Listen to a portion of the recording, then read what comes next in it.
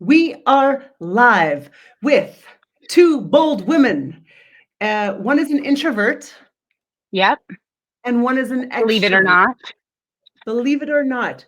And today, Frankie and I, we're going to talk about what it's like being an introvert, being a woman, being today is International Autism Day, being Oh, on the spectrum yep, at a conference that was built for old white men. right. And built to network, right? So this kind of pressure cooker environment, right? That isn't conducive to everybody. And also, like you said, introverts, 100,000 people. For those of you who don't and haven't been, we're talking about the infamous or legendary Mobile World. Oh, she's got hand signals. Mobile World Congress in Barcelona, which is, I don't know how many years it's been going, but I've been going 15 years. So, Oh, wow. right?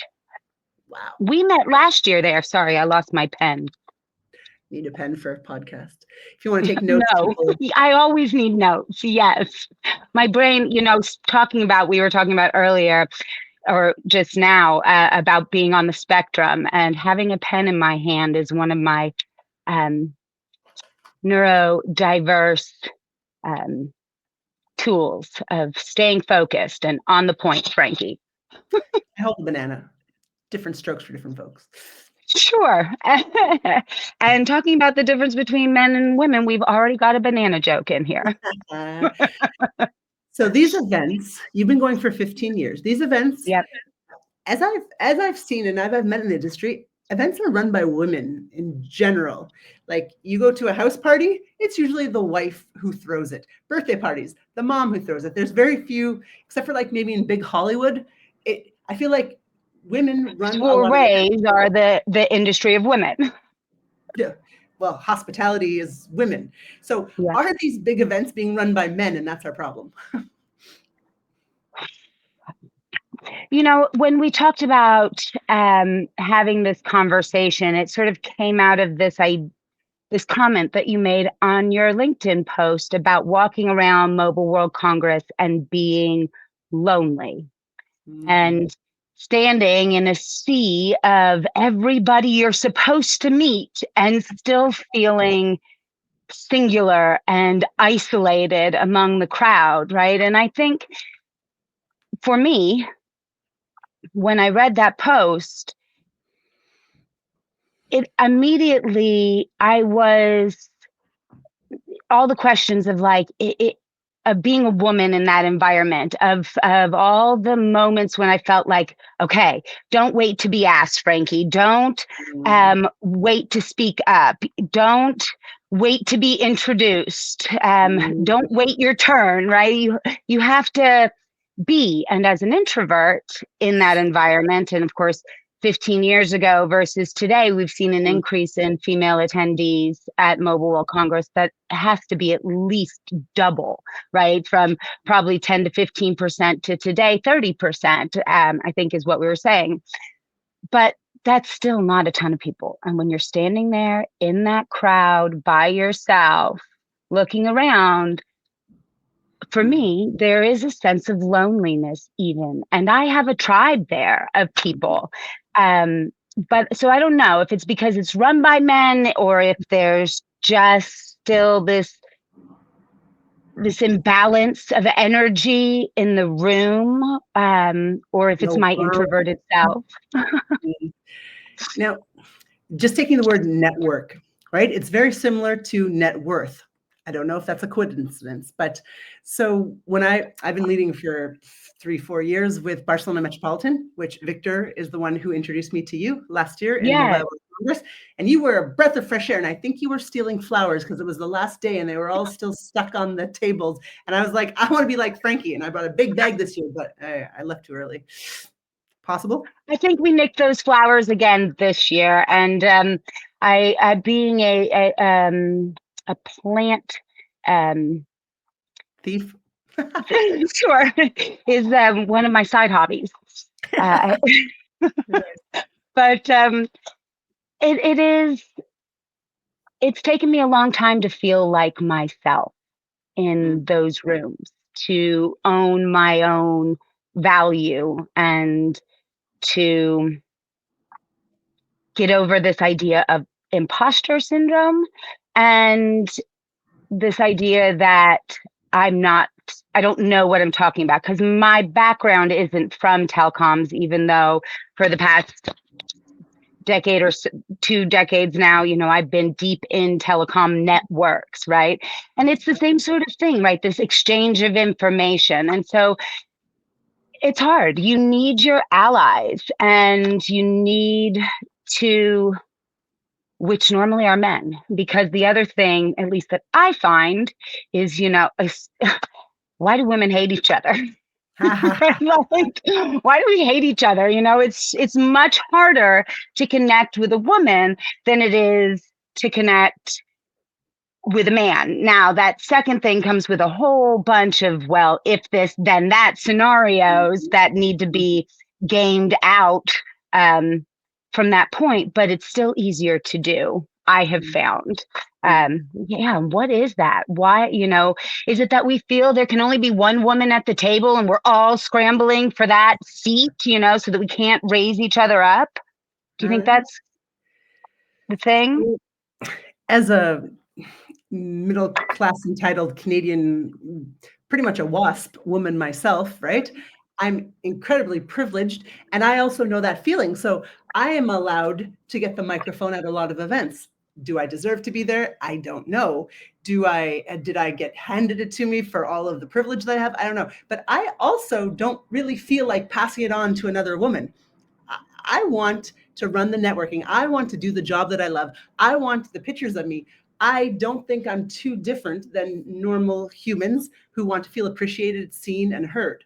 And so when I finally got the opportunity after 15 years of traveling the world, like just teaching English with a backpack, trying to fix my life and my back pain and my psychosomatic pain, when I finally made it, I'm not going to give it to someone just because they have less opportunity and they just came off maternity leave and I should give it to her. It's like I can understand why we're not sharing power and privilege. And I think this is a key difference. I think that men get into that position of power and they immediately go, let me get all my mates in here, right? Because they don't think that there can only be one guy at the table, and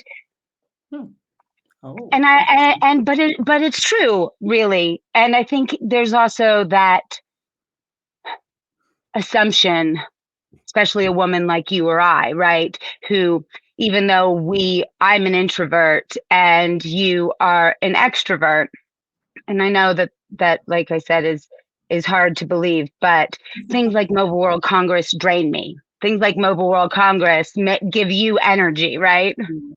Not my feet. You're just ready to go. Yeah. Yeah. Ella, she's yes, I was reading that as well. She's a bold woman, and I know that she went to your Swedish Beers event on the Wednesday night. We three met at my Women in Tech networking event, right? At our event. Well, and it's not my Swedish Beers. It's the fabulous Miss Helen Keegan. I am happy to be chief security officer at the door and a very close part of that network. But see, this is what I constantly do, right? There was probably no real reason to go like, oh, well, that's not me, right? And that shrinking of explaining ourselves too much as well. Do men do that? And do you feel like you talk too much or you're too loud when you go up to somebody? Or if you are on and bold and big, are you going to be told to be quiet, or are you going to walk away and they're going to be like, well, shit, what was she about? That enthusiasm over there. Yeah.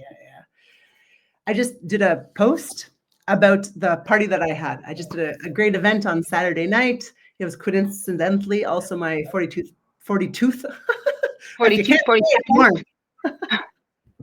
my party, and I was like, so funny. This guy did this, that guy did that guy did, and I went, oh my God, everyone who did something memorable or funny, except for Ella, was a guy.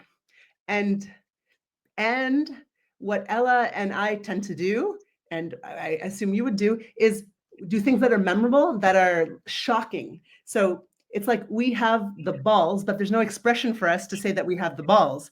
Because if you don't have balls, you are a You have to be a pussy. right. So Right? we You're women either have balls, that we're closer to a man. And a woman who's closer to a man, in general, is something that rhymes with witch, right? oh, Because if right, you totally. But and look so at us do this, how we can say ballsy and balls, right? Like just as big and as bold as we and unapologetically as we want to. There's kind of like a bravery that comes behind it, right? And we want to talk about being a bitch or don't be a pussy. And it's like a secret. You can't say it. It's a dirty word. I never thought about that. Balls we can say, but pussy we can't say because See, even you and I right now trying to unapologetically, hmm, it's instinctual. It's like that wait. It's wait to be asked, wait to speak. hmm, Judge that woman standing there next to you. It's so ingrained hmm, hmm, that hmm, even the boldest and ballsiest of us hmm. still, you know, Yeah. swallow the words. Swallow the balls. What? No. Swallow No, the words. we already had the banana joke.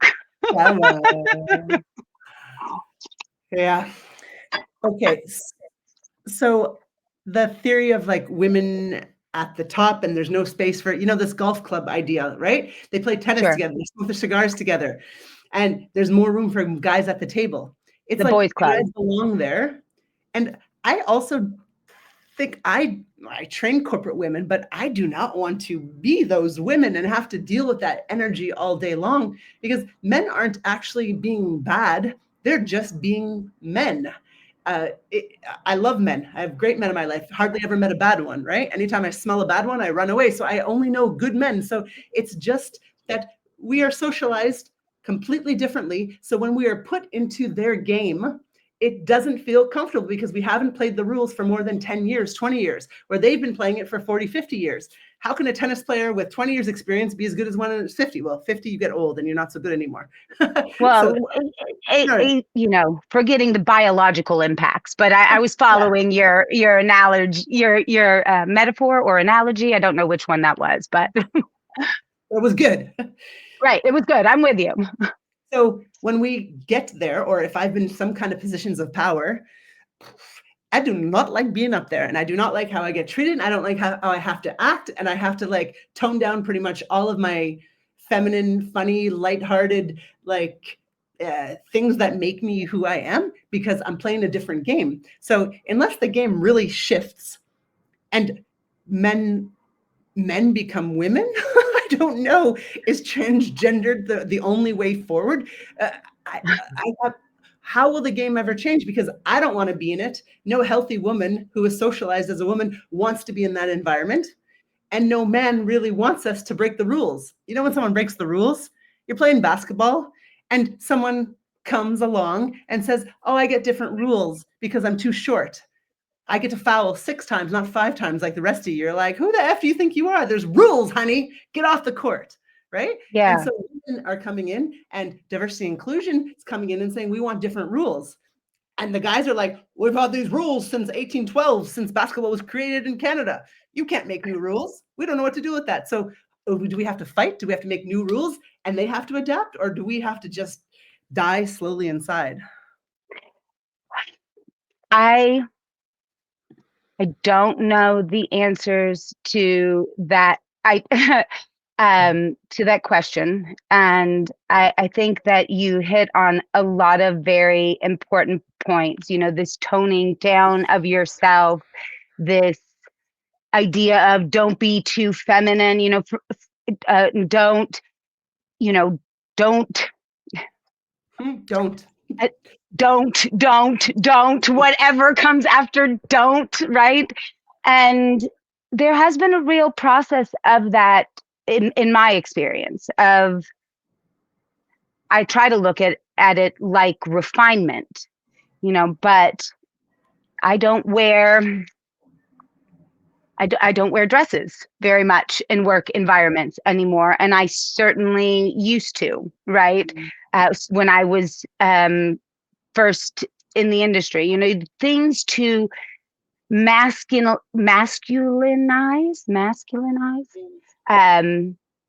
my presentation, the idea of my enthusiasm or passion. God forbid you have passion around men for anything at all, because then they feel like passion is Leads because of to. them, right? And then you have this other dance, which is, if you actually manage to connect on a topic of professional nature, you know, how soon until all of a sudden they're like, oh, well, we're really vibing. No, we're not vibing. We're not on a date. We're not vibing. You know, we are collaborating in a professional environment about something that both of us are invested in. But describing it like passion and allowing that expression, because while I am introverted, when I am passionate about what I am talking about, it has been a task to refine that in a work environment. You know, for the Brits, you know, they don't like too much emotion about anything. So they've been a good education. But it's a thing that impact. It's a lot to think about. As on top of everything else you have to think about in a work environment or in a conference environment where you're supposed to be authentic in order to create real connection. Oh, that's so good. Okay, be authentic. But if we are authentic, the way we were socialized, we act in different ways, right? So if you were at the two events that I did with the networking, we were screaming. I dare say we were giggling.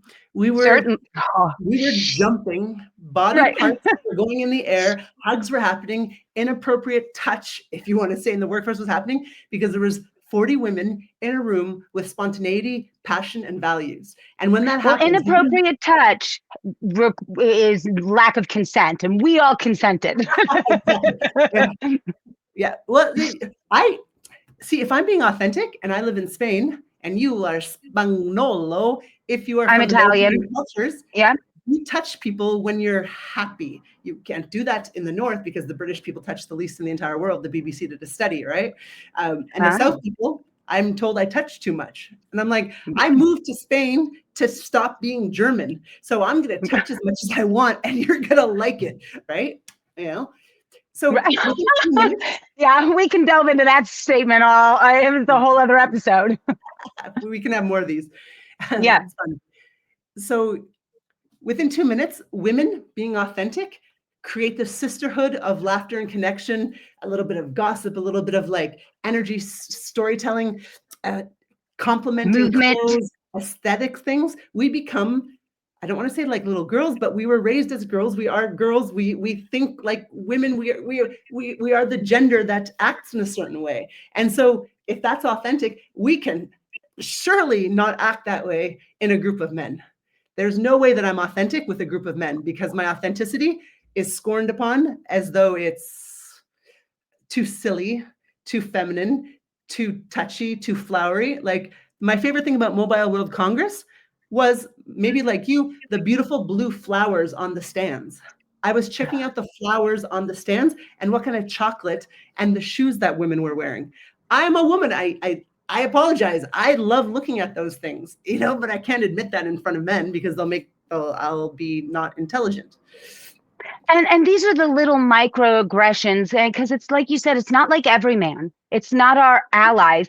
Even one-on-one, you know, in the last, let's say, 5 years, I have found a tremendous shift in awareness from my male colleagues, in smaller situations, in the vastness of the exhibition halls, lost in, the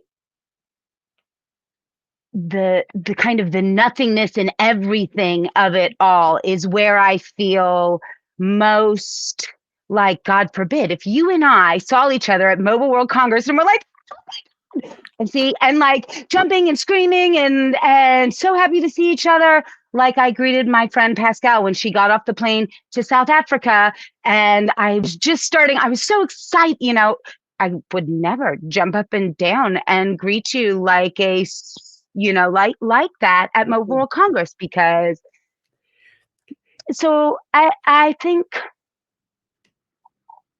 Ella made a point about what we were saying about balls and see, I can't even say it. Here we go. Here she flagged it up for us again.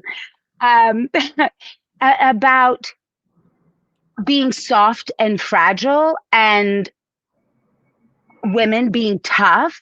And I feel like at conferences, in the vastness, this flipping the script like that, if men tried to be soft and vulnerable in these moments, if they tried to be, but there's so much still of the I don't know. I think your kind of exercises when we did your, this idea of not being static, of being free in the moment, of playing these games in order to connect. Because sometimes you just need to get everybody in the room, because you're all there to see the same presentation. So, in some way, you all have this topic that you went to go sit down at in common, right? And so really what you want is everybody in the room's information, And how do you mingle? How do you, can I walk up to every guy in the room and be like, hey, can I get your information? And how many of them are going to be then like, okay, sure, here's my number, and have really, take it in a different way. And, if you do that one after another, like what do you call it? What's your game about LinkedIn? Oh, the LinkedIn challenge. 20 people in 2 minutes. Right. And who can get the most contacts in the next 10 minutes? It frees you up to be competitive about that one thing, right? And not caught in, again, I think it's this historical, impacted, instinctual action of how do we engage with one another if you're a stranger. If you're a stranger of the different sex, if you're a stranger of a different culture, if you're a stranger who's an extrovert, versus an introvert, and, what do you do with that connection past just, getting everybody's information? And is there a way to follow up that doesn't, seem... Say the word. What's the word? The word is, yeah, because so what I do at Mobile World Congress, I do a lot of scouting. I'm looking for a variety of different things. And I also go for the education and the intelligence side of the network stuff, things like the ministerial program and the architectural engineering pieces in the learners conference.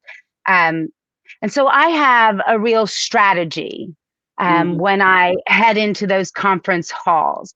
And most of the time, I like to be alone, but I think that it does lead me to feel lonely. And then when I reach out, or I do want to connect with somebody,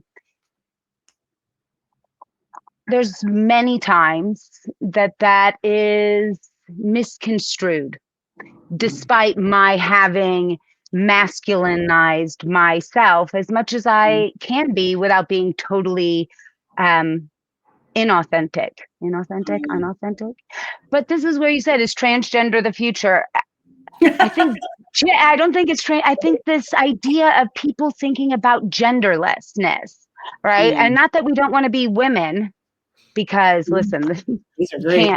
As I have a hot flash, and I'm hoping that I brought my my fan. before I begin to melt like the Wicked Witch of the West on this LinkedIn Live. You know, how can we really remove that impact that's constantly in the way, that doesn't just allow you to be without having to have all these other things and maneuvers going on, and I got to wear this and I can't do too much of that, and don't be too touchy-feely or enthusiastic or aggressive or dramatic. Well, the message is just there. If we want to sum up, don't be a pussy. Don't be a woman. That's essentially the whole message that's been taught to boys, and boys grew up to be men, and men grew up to be the bring home the bacon. They are the breadwinners, and they have been until we figure out how we can make them have the friggin' babies and make them have to stay at home with their breasts being nibbled on, right? Until that happens, you cannot change it, because they see us in a certain way. And we see them in a certain way, and it's been going on forever. I can't see a man differently than I do. I see them as this energy that I've always wanted to attract, because I was told my job is to be attractive and find a man who will never leave me so I don't have to die alone. Okay, so I've been obsessed with being attractive my entire life. That was like 90% of my effort. Okay, that is disgusting. I have wasted kabillions of hours looking at myself in storefront windows, right? Hundreds of hours crying how I'm not thin and beautiful as other girls are, and how jealous I am of other girls. How much lifetimes are we wasting trying to be attractive, right? So I think the young girls, this is what I'm hearing from USA, because they're kind of like badass in some of those states. They're just being like, we're not getting married and we're not having kids and we're not interested in the male gaze. And right, the male gaze. This is an interesting word, very much so. I don't want to interrupt where you're going, but yes. No, I don't. I'm an extrovert. I just talk out loud. So if you got something. No, but I think because that idea of the male gaze and dressing for ourselves and having, you know, because I think the grass is always greener, you know, when you want to be looked at versus you wish people would stop looking at you. Or, you know, I think it's hard to be a woman, regardless of what you look like, because if you do present as X, then you're seen as Y. And if you don't present as X, then you aren't seen at all sometimes. Right. And, you know, it's challenging. And, you know, I think this goes back to my question about, you know, why do women hate each other? Right. Because there is this idea of I'm supposed to be prettier like her or whatever. And that, I think, breeds jealousy. And I don't really know, if men feel that same kind of jealousy towards each other in the same way. They might want something they have, but you know, but do they feel they can't have it? Are they really jealous of that other person? And do men, you know, would a man standing in Mobile World Congress, do you think any of them ever feel lonely amid all of that, amidst the sea of people? Is that feeling of longing, wanting to belong in that environment or feeling seen in that environment really a female thing? Because when at any given moment when you look around, that 30% of women among 100,000 people, you know, you're standing there probably pretty much alone, you know. And you know, is there a way, is this about us claiming our own worth? You know, because is it really about men changing in that environment, or about us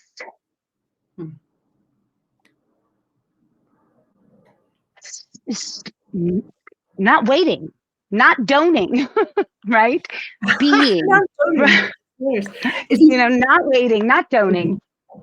Don'ting or doting. Isn't that the thing, like the doting wife, like taking care of her husband? We can go from doting to don'ting.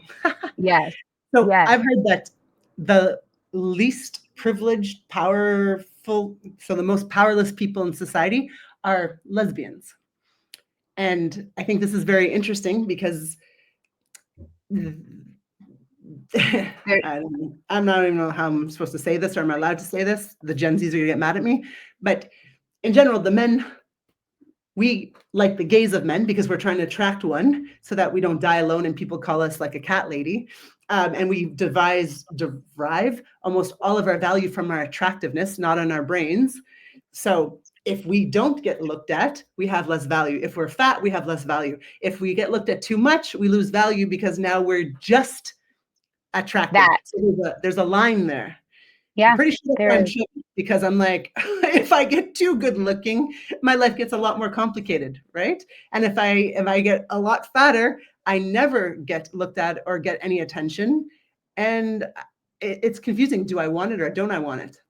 And do you Now, think men have to think about this? Because when you're among 100,000 people, the amount of times, honestly, that you think about that, even if you don't want to be thinking about it, mhm, even if you've done a ton of personal work to own your own power and claim your intelligence and believe in yourself more than just a pretty face, your mhm, brain mm, still silently somewhere in the back is like, yeah, but,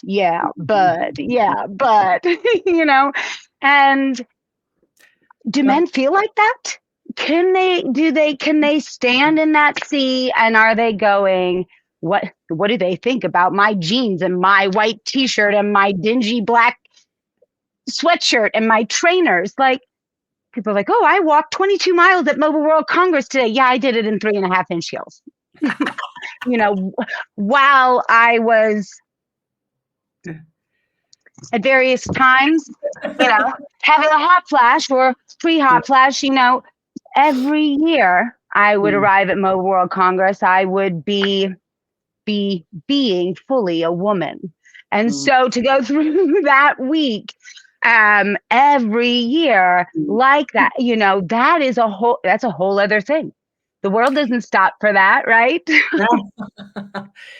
So I teach public speaking. I teach women like how to talk like men or even better. So the whole concept, and I do acting things. So it's really, I can analyze it quite well. So I wanted to share a little bit about how women are actually phenomenal public speakers because they do the three things that men aren't socialized to do. You Okay. know them, but you want to guess one of them just for fun?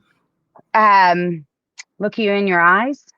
Okay, like connect with the body more. Yes. Oof. Another thing that most women do with the Ask children. questions. Yes, very good. So curiosity, make people feel comfortable, seen. And one big one, Oh my goodness. no pressure. I don't know. Tell Yeah. me. I'll, so storytelling, emotional use Um, of language and humanness. So unfortunately, poor men. Okay, so here James says men do feel lonely in those situations. Yeah, and I believe they do because when I feel lonely, it's because I'm not emotionally connected to someone. I'm not making eye contact, and I'm not sharing a human emotion with anyone. I'm literally alone in a world. And if men are socialized to not share a lot of emotions because then they'll look like a pussy, they're not showed to show too much eye contact because that's either too intimidating or there's an alpha male in the room and the beta men don't really over eye contact. And if they look too much at women, the women feel and uncomfortable. it's, So they don't know where to look.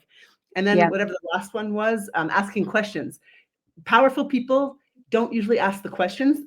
The people who need information ask questions. So if men act like us, they're frowned upon. But those are the exact same things that make you a very engaging presenter, a beautiful storyteller, and someone that you want to be listened to. yeah. And unfortunately, they don't have those skills. So I think they must feel incredibly lonely. James, you want to add another sentence? If you feel like sharing what you've seen, I mean, what has Ella said? Oh yeah. She did. I noticed that.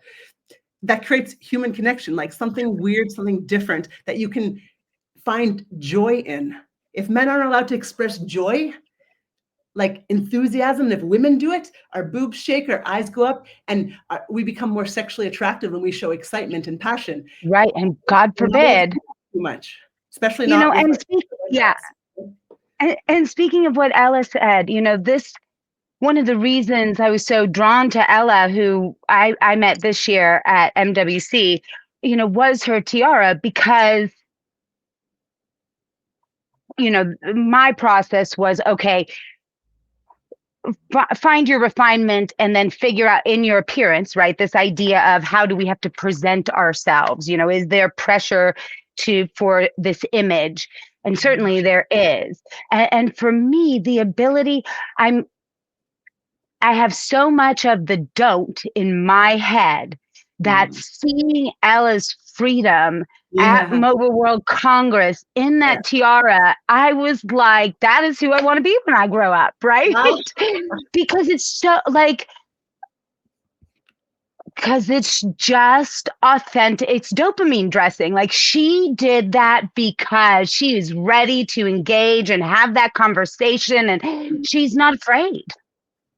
She's not afraid what that's going to bring, or what is somebody going to say, or are too many people going to look at me? And I've spent a lot of time trying to figure out how not to be seen, and then how to be myself and be okay with being seen. So Ella and her tiara, I was like, you're my flag waver, girl. I'm behind you. Hey, is this her now? How are we even seeing this? Did you just do this? I just screen shared a picture from my party on Saturday night. We had an art piece, make something out of that. And well, I'm going to say, because we've already said balls. So she said, I made a cock ring. And then we said, for a very small guy. And then we just laughed our heads off, her and her tiara with her beautiful outfit, just being bold, right? Yeah. And you want to know what, this is also brings me to a point about cultural impact. Because when I started in telco, I was hired by an Israeli firm, and our CTO was a ballsy woman. And it's my understanding that Ella is Israeli. Yes, exactly. And I think this is a cultural, that every person there equally learns how to fight, to be strong, to protect, to defend, and honestly, it's imbibed in them culturally, right? And this powerfulness. Nurit Kum was our CTO, and she was just, boom, was she a woman, right? And unapologetic about it too. I don't know if anybody's seen The Marvelous Mrs. Maisel, but it's a great series on Prime, and Rachel Bosin brilliantly portrays this like 1950s New York socialite rebel who's becoming a stand-up comic, which of course was but she always said to her partner, tits up, right? Before she would go on stage. Right, exactly. Tits up, and Nurit, and I always, that idea of go get 'em, girl, but this is also something I think that women don't do enough for each other. I'm so grateful to my dear friend and longtime colleague Helen Keegan, who is the mother of, because she, chutzpah, that's right, girl, you have chutzpah or moxie in spades, right? And that, but Helen Keegan does as well she is British through and through, but also she and I both come from a childhood background in the theater and performing arts. And like you were saying, there is something that's taught about standing in confidence, right? Which is really, standing to take up space, to show yourself as powerful, right? Hannah Waddington in Ted Lasso, when she becomes the outrageous tiger in the room. And, she did an interview talking about trying to be authentic in that moment in this series to really feel like it was powerful. And it's hard to look at yourself in the mirror and say, I'm powerful, or roar at yourself like a lion and make it believable. But I think that that's something that we didn't get as women, really. At least I think maybe there's a lot of culture to that, because certainly the Israeli women I have met did not get that. They got go be a badass. Yeah. Beautiful. But there's something in that I think we as women spend a lifetime trying to find. And in the sea of men at a conference where you're supposed to be connecting and you feel like half of your arsenal is supposed to be hand tied behind your back. Yeah. You're not supposed to be, you're not, it becomes a juggling game of, do I really want to do this? And I've been very lucky, because if I do choose to approach somebody because I want to, 99% of the time they're going to engage with me, right? I'm on in those environments. I'm not my introverted self. I am my, classically trained actress self, presenting this image that I've worked to be proud of and to be authentic, for a decade. But it takes a lot of work to be comfortable in your own skin as a woman in those environments. And as it was just Women's Month, and what yellow-haired man in America has been doing, and with people of color, right? You and I are white women, educated white women. We can, and there's something called pretty privilege. And I'm not saying I'm gorgeous, but I fit into a certain category of attractive enough, right? You with those big eyes, God, you fit into the very attractive category, right? Pretty privilege, middle class, upper educated, white with names from Europe. Yes, we do get heard in events. Yeah. But you find someone who doesn't speak the language as smoothly as we do in English. You find someone that has the color that some people don't associate with power.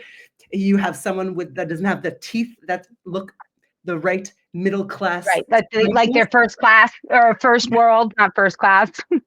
Well, it means the same thing in the thing, right? So it's like those women.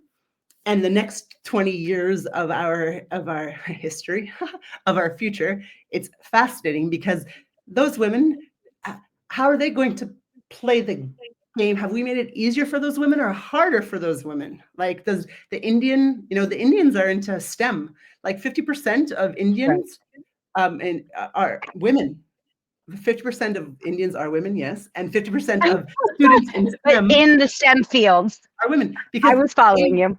They don't, I'm obviously not in STEM, I can't even make a sentence about it, right? But there doesn't seem to be any shame. It's like, yeah, I want my daughter to have a great career, so she's going into STEM. Oh, is that a feminine role? I don't think I think when you need to survive and you have 1 billion people and it's very competitive, there's no time. Privilege allows you to have the luxury of worrying about having a creative arts PhD or a master's in physical theater. So yeah, and I believe that's very true. There's and this is where it goes back to what you are doing and why I in speaking of, and what Helen has done, right, with Swedish Beers, in creating real world class, even if it's micro communities, right? Mm-hmm. The support, I mean, in a sea of mobile world Congress 100,000, there's tons of little micro communities, right? And how do we have more of that? How do we break down walking into these conferences and sitting in the room and listening to the speakers. And then, are you going to be the one person because I'm going with a strategy. If I'm going to be on and in 100,000 people for 5 days, I'm going to be standing there talking and getting the card of every person I showed up there to get. Wow. But that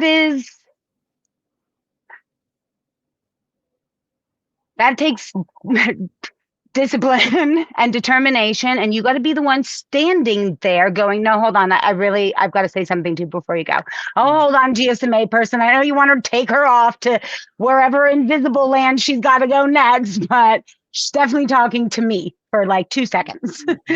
and it's hard, and normally, in that moment, you're the only woman standing again among 4 or 5 male colleagues, trying to get that moment of attention. And I ask myself this a lot, is technology actually helping to bridge these gaps? Or is it just creating, a bigger difference, more disconnection, the idea of looking up and seeing each other, because now everybody's walking around Mobile World Congress, even though, hey, we're all here, right? There's so much of where are you, what, trying to network, because who you know and who you can get to know in that 4 days, like I said at the beginning, is the measure of success of this thing, right? What stage you can get access to, what parties you get invited to. It's all this measure of how important are you within the grand scheme of our industry. But really, we spend all this time like this, with our battery packs plugged in, and, so are we helping to bridge this? Like you said, are we moving into a future where it's genderless rather than necessarily transgendered? But, are we going to, or what have we done? Does it take more of what you are doing and what Helen is doing to stop and allow women to be women, to create moments where, everybody in the room is an ally and you can talk to anybody and be fine? Because that's what Swedish Beers is, right? You can walk into Swedish Beers and you can also know if you had a problem, you got, chief security officer at the door, right? So, these environments where do you truly feel safe and comfortable as a woman expressing yourself more fully? And you certainly allow that, and Swedish Beer certainly allows that. So there's a statistic that they asked women, you're on an island alone. You have a choice of A, being with one male or being with a bear. What do you think most women chose? Oh, goodness. Well, I know this. It's definitely the bear.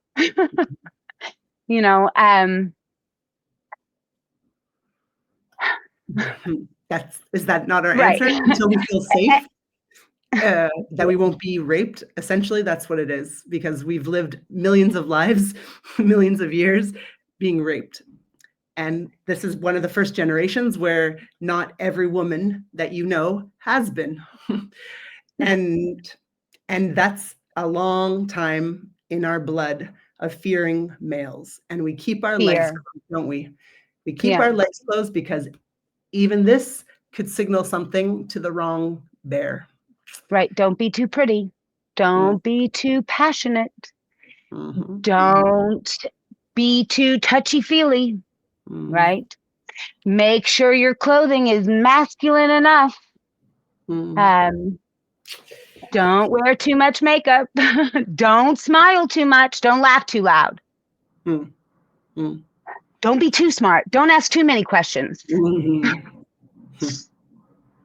And it's true. And, that's all before you have to think about, am I carrying my lighter in my pocket? That's my weapon. And do I have my keys out? And, and who in this crowd would help me if there was a problem?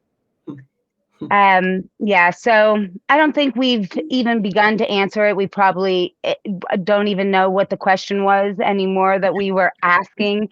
But Are I men think, lonely at these events? yeah, are men lonely as well? Are women, we were. Your post resonated with me, and I'm a Mobile World Congress junkie. I have a tribe there. I have been going for 15 years and I love it. I have a strategy. I'm going for the intelligence. And I know when I set my list of people to connect with, I'm going to do that. Hmm. But still, Hmm. I spend most of that time by my own because Mhm. I'm on my missions. Mm. By my own, on my own.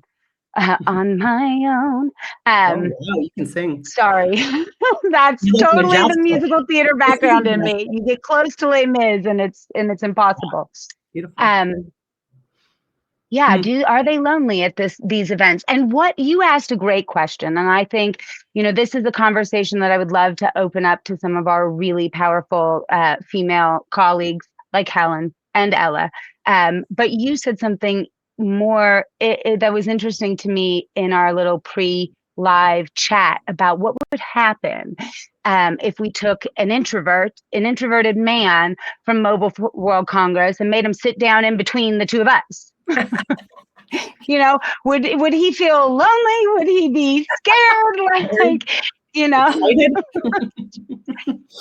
um, and what happens when you sit an alpha male down in between us, Nice. at these events? Is it, do we both, walk out of there at Swedish Beers this year? I spend most of my time at the front door making sure who's coming in, which also gives me a wonderful amount of time to talk to everybody and meet all the new people coming to join in our shenanigans. But I was standing outside with two male colleagues, and a third new person to the scenario approached us and was just like, "So where did you boys find her?" What? Right? Now, clearly, this was their first time to Mobile World to Swedish Beers, because both of the men looked at the guy like, dude. But 3 or 4 years ago, I would have been left to respond to that approach by myself, or those male colleagues might have even chuckled nervously to, as part of the, oh, yeah, isn't she just? Mm. But and I forget where I was going Did they with say something that. to those men? Say that Did they again? say something? Did they respond to the third guy?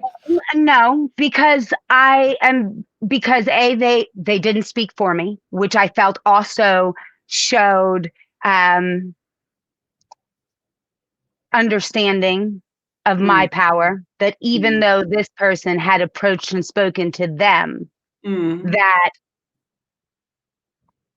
they believed I was going to handle this scenario. And so they did. So there's all of these subtleties that I see happening all around us in the smaller environments. Mm. The effort, the desire for this awareness, for this allyship, for women like you and I to be authentic and powerful. I think there are a lot of I know there are a lot of men who see that as essential to innovation, to creation, right? Mm. To them not being bored out of their minds, right? And Mm. who truly value those other voices at the table. Mm. Yeah, but it's it's amazing when you are confronted with this idea of just being an object, Mm. and how in a professional environment that can still, where they just bought me at the corner store. Where did you find her? Oh, we just picked her up. Well, um at the it, you know corner, right right? on the court, right, like on the Mm. court, right, exactly. And and the idea of being just a pretty face, and like Valeria was saying, don't ask too much questions, don't be smarter than the guy in the room. It's just it's a seesaw of trying to mitigate for a man's feelings. Oh, Right. yes. Don't Doting. make them feel like you're attracted to them. Don't make them feel like they're not smart enough. Don't over alpha them. Don't draw attention away from them. I keep going back to don't, but Hmm. Hmm. Hmm. you But know, the who taught us the do's? Not my mom. Well, my mom did actually, because she was a very powerful businesswoman, but well, and she's German and Canadian. I think I'm very much on the blessed side because I grew up in Canada, and I don't know what state you're from. Are you Kentucky. Kentucky? You don't sound like fried chicken. No, I Okay. don't, but I can if need be. If needs be. If you want to make a man feel smarter than you can just put on that accent, no? Exactly. I'll just put it on, and sir, I don't. Oh. And sometimes I have. Sometimes I have said, I just because it's the only way into the conversation is to go, I really don't understand that. Can you explain that to me again? And which just seems Gen Z would be, or whatever Gen exists now that doesn't give a flying F about the male gaze.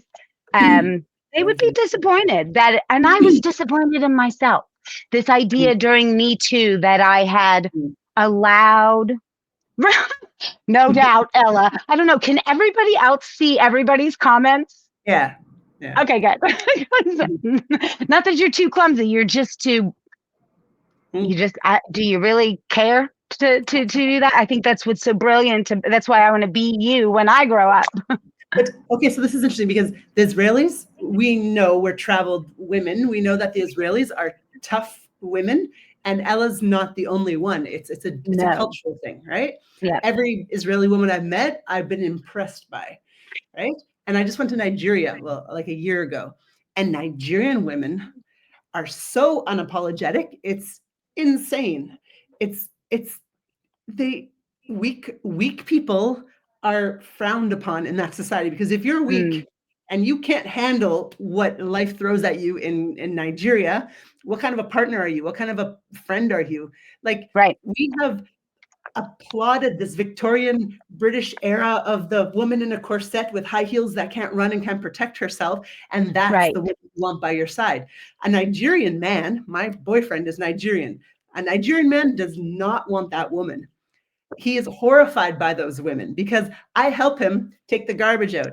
I help him lift him up when his business is going up. He helps lift me up. We are like equals, but that's because of his cultural upbringing. And I'm Canadian German, so I have it as well. So we need to raise our children, not that you and I are planning on having, not together anyway, but not that we're having any separately. We need to raise children more Israeli Nigerian. And those women are tough. And we have to be mothers who teach the girls, people are going to call you tough. People are going to call you a lesbian. People are going to call you a bitch. People are going to call you not very feminine. People are not, they're going to ask you why you don't shave your legs. And you're going to say. Or too feminine. Or what? Or too feminine. Not feminine enough, or too feminine. Oh, well, I wouldn't raise my kids too feminine. I'd make them into scary, militant.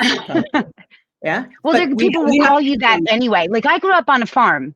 Oh. I got my grit and my toughness from my dad, who wanted boys and was like, pick up that wood and chop that shit down and, kill that snake and get in that cave.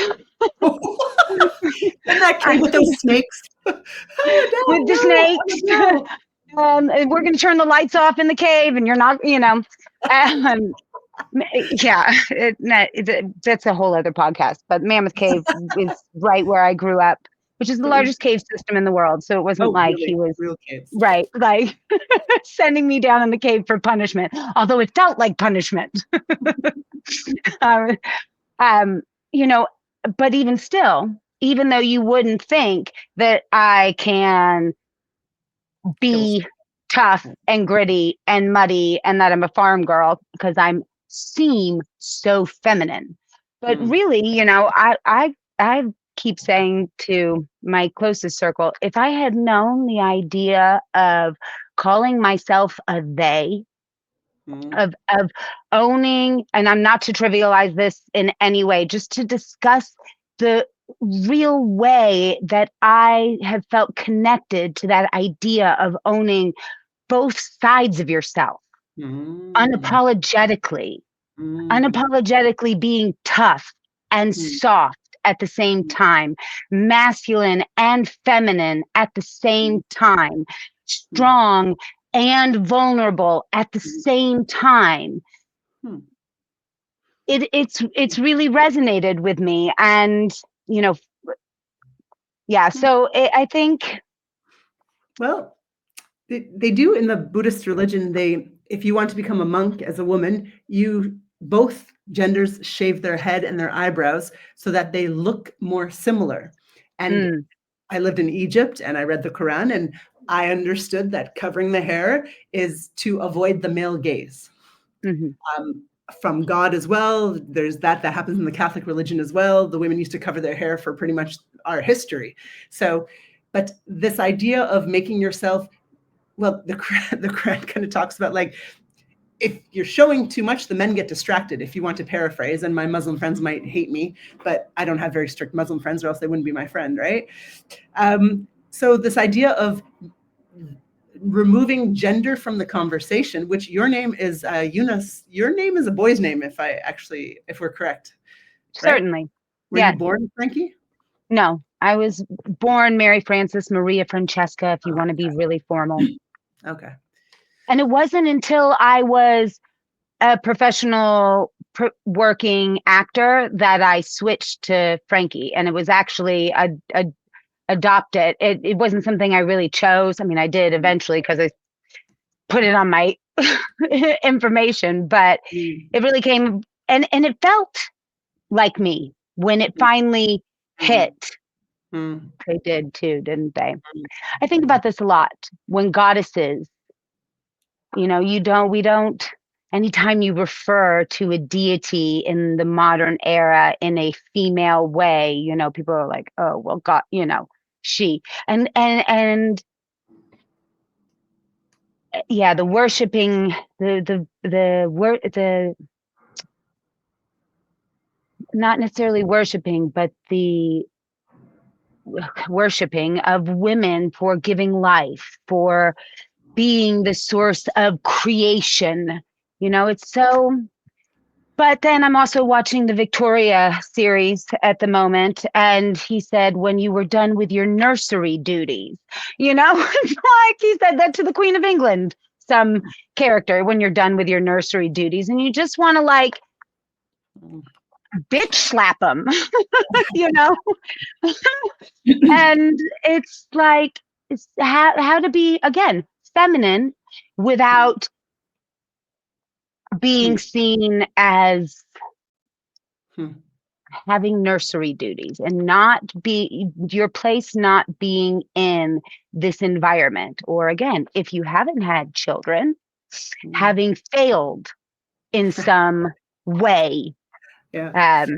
A loser. Right. We didn't comply with our objective in life. Yeah. So we have been going at this, and like I said 15 minutes ago, I don't think we've come up with answers. I think the conversation is the important piece, the questioning, and hopefully the building of community around bold, unapologetic women is very important. And I'm really grateful to you, Jessica, for bringing that to Mobile World Congress, and for bringing that into the world with all the work that you're doing. I think that it's incredibly important. It's been a challenging journey for myself to show up in my industry unapologetically and authentically, and to do that in a way that I am proud of, but also allows me to move forward, because we are still in an era where we as women have to control that story. We can't just whatever yet. No, we can't. Um, but I have felt change, and I think that these kind of conversations and will lead to more of that. And oh, I remember what I was saying about the boys club, and no longer participating in the doing that to other women, or Mm, being part laughing at some joke so you can end up in mm, the part of the evening where the real decisions get made, mm, you mm, know. mm, Um yeah. But we are at Mobile World Congress, and we are out there. So next mm, year, if you have not found Jess's women's connection groups, hopefully mm, she will get the stage mm, again in mm, 2026. And you will continue to attract these kind of mm. unapologetic women to your circle, because it's important. I really feel blessed because I started this idea, this movement of unapologetic, because I thought, what can I how can I encourage women? Because all the life coaches out there, no offense, some offense, they're kind of proclaiming a lot of like perfectionism and like Mm, superwoman energy. And I'm so far from perfect that I felt very inauthentic trying to sell my services as an empowerment trainer. And I thought, mm. no, this is the unapologetic, but authentic and unapologetic. But if we're, and so this, you've just like my brain, because I thought we can't be unapologetic and authentic at the same time, because it's still too dangerous for us as women surrounded by males that have 10 times more testosterone than a female body does. Yeah. And it's just nature, right? Yes, it And is. so how authentic can you be, and how do you adapt to the situation in front of you? So I think, which I do train, which is my main income, is like training people how to adapt. So how to, I'm going to repeat the word again, how to adapt to the different energies in the room so that you can stay authentic and take the space when you need, but also be unapologetic. What a lifetime work of art, I suppose. So Right? And grateful it's to hear. important, because making those connections is what the success is of an event like Mobile World Congress, right? To grow your network, to know more, to be able to connect, to be able to see opportunities. And so I think we should continue having these conversations. I have really enjoyed being here with you today, and being open and unapologetic in having these conversations. To everybody who's online, thank you so much for joining us as we just um, Bitch. talk to each other. I suggest we have a threesome. Bum bum. Ella, me, and you. We can Oh, all, yeah. right? Well, we should make it, I don't know what the innuendo word for four people is. Um, but we should get Helen on the call as Oh, well, because there's a real, I think there's also something here about generations. We've mentioned it with the generations younger than us, mm, but, for us to have perspective on really, phew, you know, how far we have come, mm, and what has worked, in mm, order to continue to see that mm, impact grow, and to continue to make things better for even next year, mm, let right. alone 10 years or Mm, 15 years from now. But I think it is up to us, because we're not, definitely not at a balanced number yet. wow. Hey, it's a date. We'll pick Okay. another time. Thank you so much for your 20 minutes. Ha! Uh, Right? yeah, Hey, when things are good. like, things are good. They never want to end. Okay. Thank you. Bye, We'll everybody. talk next time. Bye. Thanks for coming. Yeah. Don't be too excited, Frankie. Bye.